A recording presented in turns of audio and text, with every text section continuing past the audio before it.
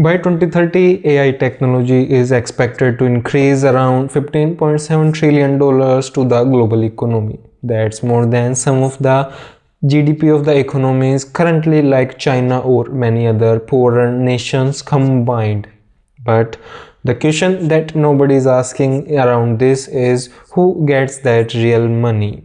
What will be the real impact of it? Will it always stay like how it is now, always only in the papers? Most people and most companies are actually struggling to generate real products or show things about them. That's what most people think.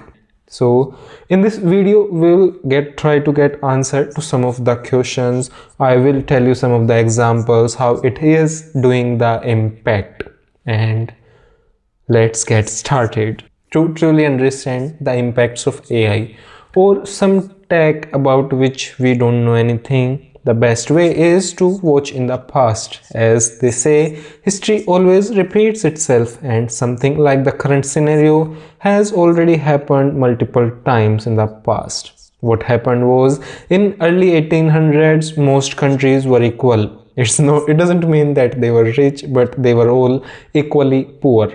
Life expectancy was everywhere below 40, literacy below 12%. But as new tech comes, primarily industrialization, a few countries adopted it and they ran and grew faster than the other countries. So the gap between them widened. Countries which had those steam engines and factories running up became rich like USA, and those who couldn't adapt to it much faster due to any reasons, they continue to stay poor, and the technology didn't change anything for them. Most countries are struggling even now to catch up to that level.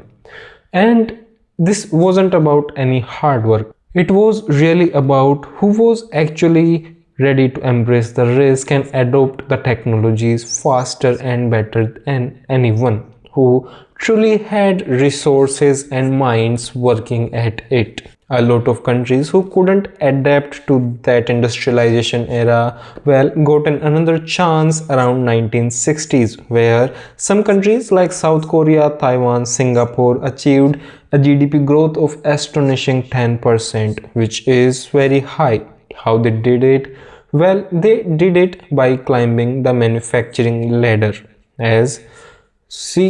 The work in the agriculture field is, of course, people think it's noble, but the income there is very low. People are not given enough money, and it contributes very little to the GDP of nations. So what these few countries did was they forced the employees from agriculture land to work in their factories, and they became successful in that. Their GDP grew faster than anyone ever seen, around 20%, which is very fast, and even now a few small countries are only capable of reaching there, and most countries are growing slow. This once again became a proven model that how a country could flip its future.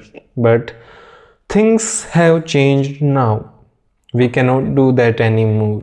As they say, history repeats itself, but not this time. The newer things are coming, like automation and AI, which has replaced the need of real physical workers thanks to robots. So a factory which has robots in developed country and a factory which is full of real human workers in a less developed nation now doesn't have any difference, because the robots can compete with cheap laborers in the poor nations. So it's no longer an advantage, instead it's a disadvantage. There will be nowhere for those cheap laborers to go away when the automation will really hit those developing nations. The technology of AI is definitely opening new ones who want to see those paths. AI offers something completely different and intelligence-led growth. It is not factory-led where you could use a lot of people to work in your factories. It's about intelligence. So let me show you that how AI can actually do it when it reaches to people who need it most and truly know how to use it for their benefits in even in the absence of resources. Agriculture is a sector which employs a large amount of people, but income is low. But even in agriculture, there is a difference between poor and developed nations, like maize production, where Africa produces only 2 tons of maize per hectare. USA produces 10 tons. That's 5 times more in a similar amount of land. And that is not because of any kind of land or seeds or any climate advantage. It's because they have access to the higher resources, technology and equipments to do it. Let me tell you how the same thing can be done in a nation like India, where I will tell you the story about the 7,000 chili farmers in Telangana. They were given AI advisors through the use of mobile phones, which are available everywhere. In their farms, they used various modern systems like soil testing, weather satellites help, and predictions from past about the future like pest or rain. With the help of AI and tech, farmers got exactly times when to irrigate or when to apply pesticides. The results were there was a very high increase in yields with a less use of pesticides and fertilizers. The quality also improved, which indirectly improved the margins of the farmers. Their net income was actually doubled to more than $800 per acre per crop cycle in Telangana.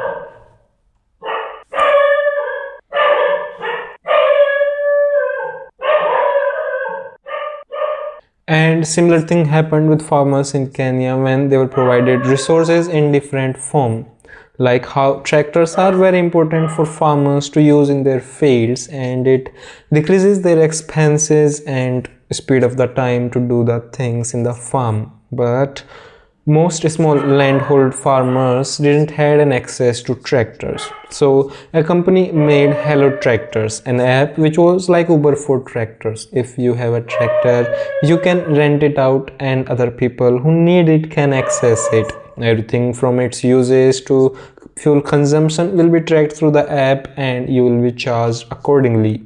And this also changed a lot of things, like access to tractor allowed farmers to plant 40 times faster than manual laborers. And another benefit of the same tech was that AI could be used to track the credit scores of the tractor owners from the usage data.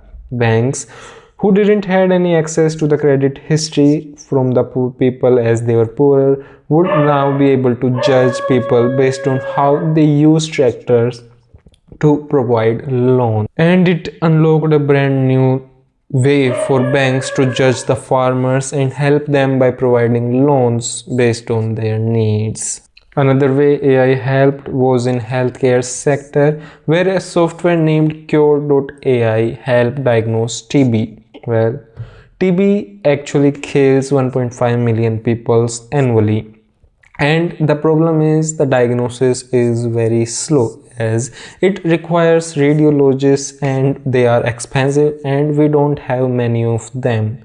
In fact, rural areas have almost zero radiologists. So QXR, a deep learning algorithm, was made. It analyzes chest rays in under 1 minute and it is 90% sensitive for TB detection. So the AI helped people get treated faster and provided treatments, actually saving lives. It even allowed task shifting where nurses could take those x-rays and AI will read it, reducing the need for radiologists. And it just simply multiplied the capabilities of radiologists by the amount of numbers.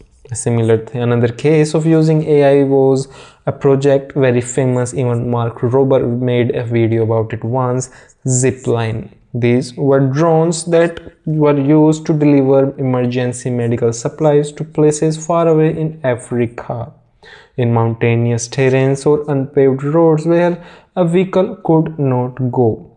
It delivered important supplies like blood or any medication that was not present at the center but was needed immediately. By road, it used to take around 4 hours to deliver something, and oftentimes it used to be too late.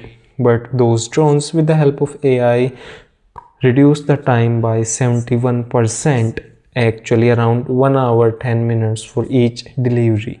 The blood was delivered faster. All this tech used was autonomous drones, and the work of managing inventory and determining the flight paths for better efficiency was done by AI. A real human could never do that. So of course AI is helping people in the real world. Well, in fact it has been doing it since a long time. The uncomfortable truth is that everything I just show you could fail. Not because the technology doesn't work, but because of deeper structural problems that AI cannot solve on its own. And it's something that is us humans. We humans have to change and be ready to accept AI and to make good use of it. As I will tell, in future there could be bad use of it also. The biggest problem in applications of AI is the infrastructure gap. According to World Bank, for a country to adopt AI, it needs 4 things, which are connectivity, compute, context, and competency. And sadly, developing countries are failing on 4 of these because of the problems. Like AI needs massive data centers, and those data centers need reliable connection to electricity and consume as much data as some smaller cities. Sub-Saharan Africa, well, their electrification is below 50% and grids are highly unstable. They are in no condition to host AI infrastructure themselves. So what's their option?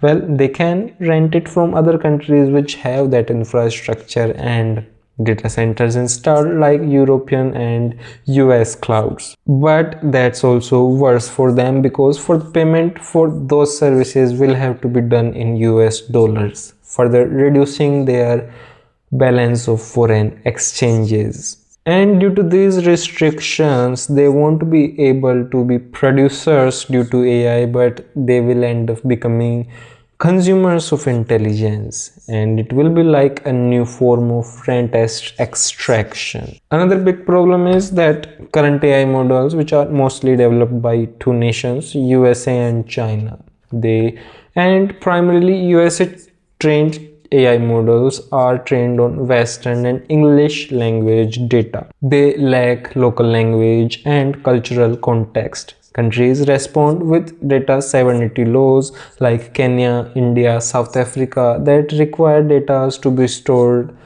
locally, which is very popular politically, and people think it's right, but there's a problem with that also. These countries lack domestic data centers to actually store that data. The infrastructure is not there, but the countries still want that the politicians do that to gain popularity. The strict localization laws eventually affect the economy's growth of that nation and block global AI tools and companies from coming there.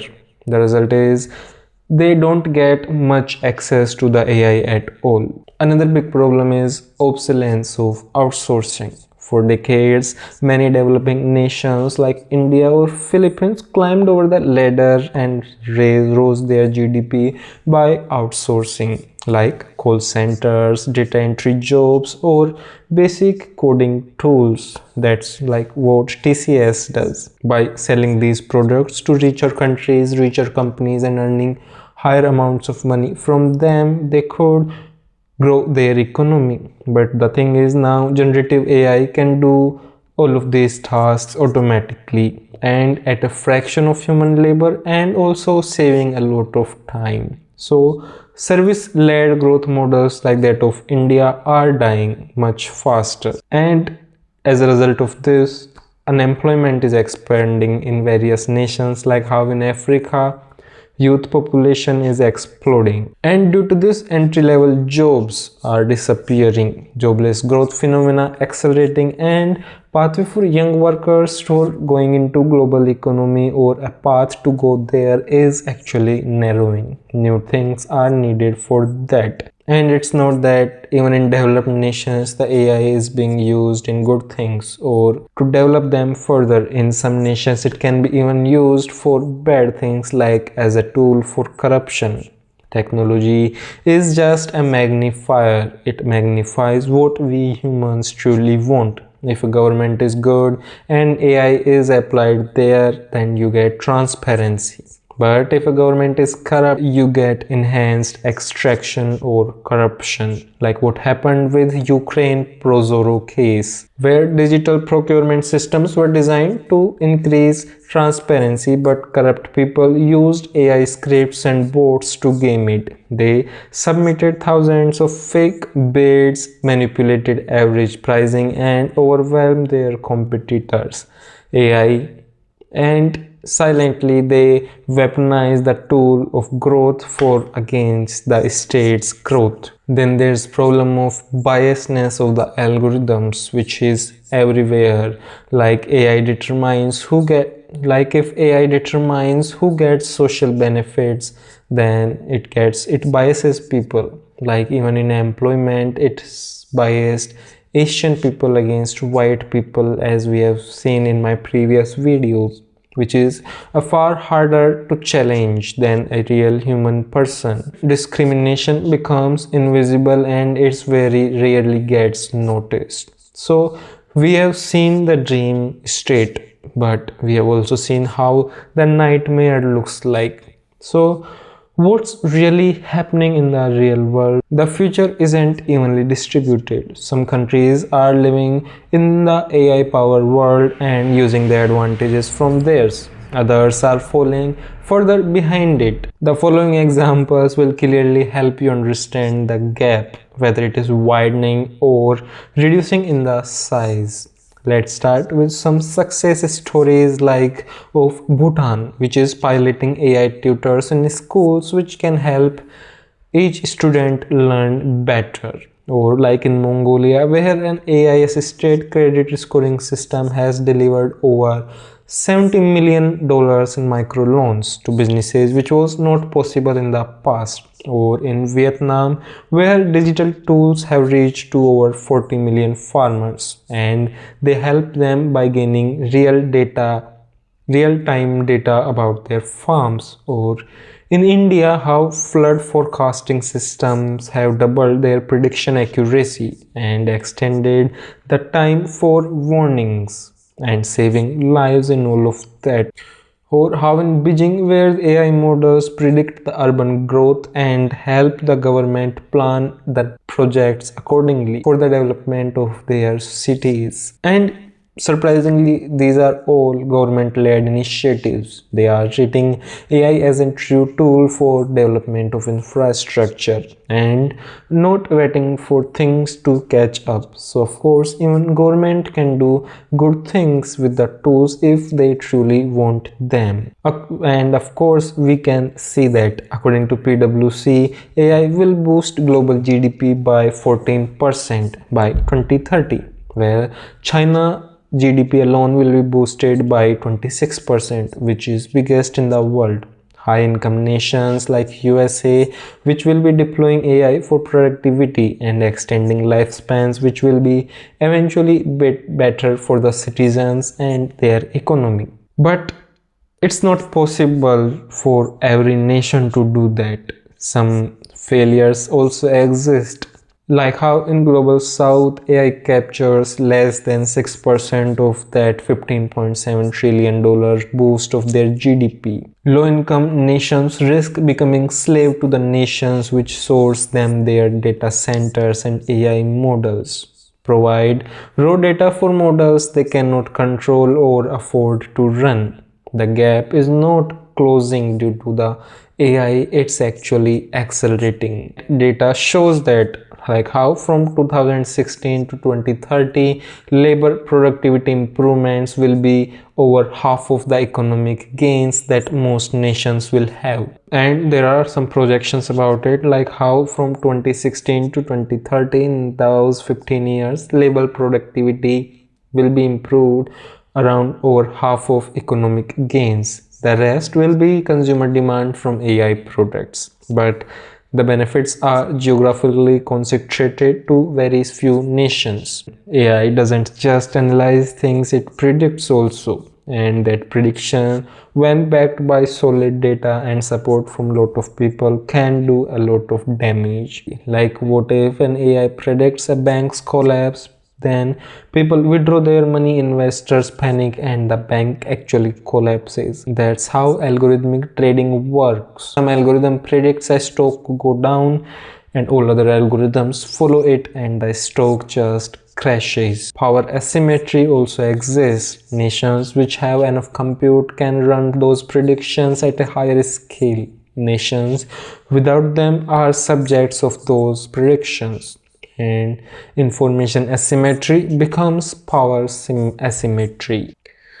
So, is there a way out? Can we avoid the worst outcome?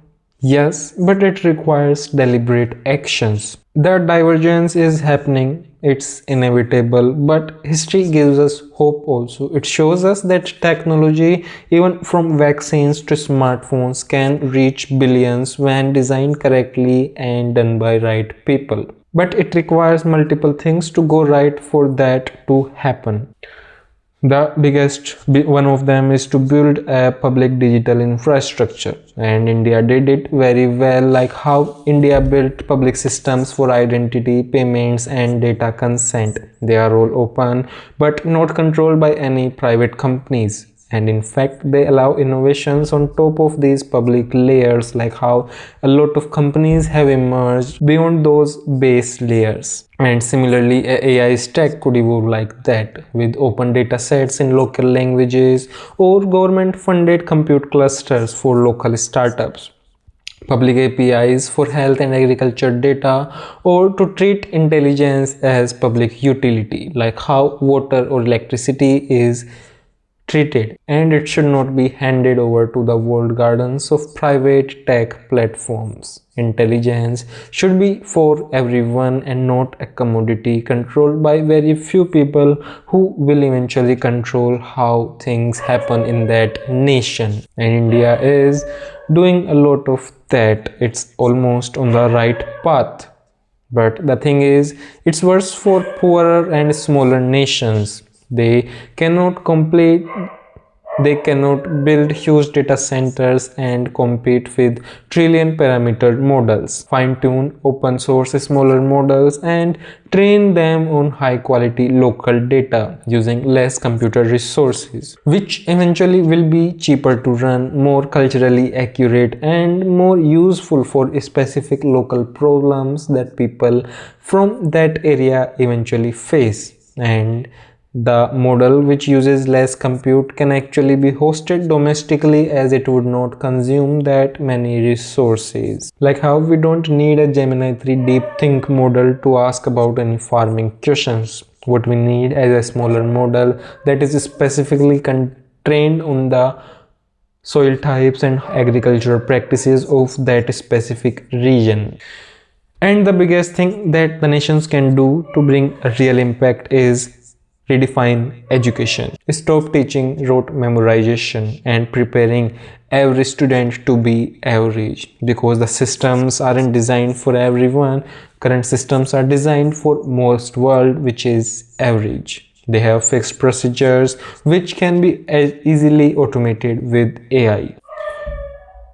Students should be taught in schools more about AI literacy. How can they use AI, understand AI, and what they should not do with those AI models to preserve their brain power. The system currently is flawed, but AI models can be customized according to the needs of each child and figure out a way to judge them equally, but not by same things. Like, not by asking the same questions, but if someone is good at studying and if someone is good at doing practical things, they could be judged on the same scale with the help of AI by devising some form of scoring methods that truly judges their hard work.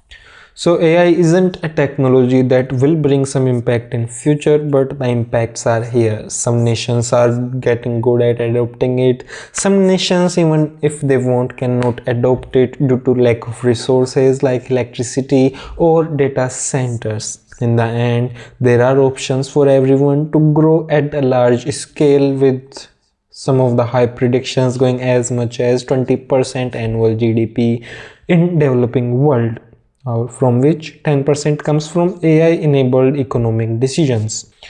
The nations which will adopt it, like how Dubai has made a specific AI minister for it, will grow much faster than the nations which will be fearful of it and won't adopt it. The technology exists, the proof also exists that it clearly works if employed in the right direction. The question isn't anymore, can AI help? The question is, what can we do with the help of this AI to grow ourselves further and get benefits from it? The biggest one of them, to close the gap of the great divergence, as I like to call it. The past shows that any technology can reach people if it is designed correctly, like how a smartphone reached in India to millions of people who were considered poor, but they very fast adopted it. I believe something like this should happen with AI. In the end, it should not be human versus AI. It should be a human with AI who works much faster, much better, and AI eventually helps him become a better human.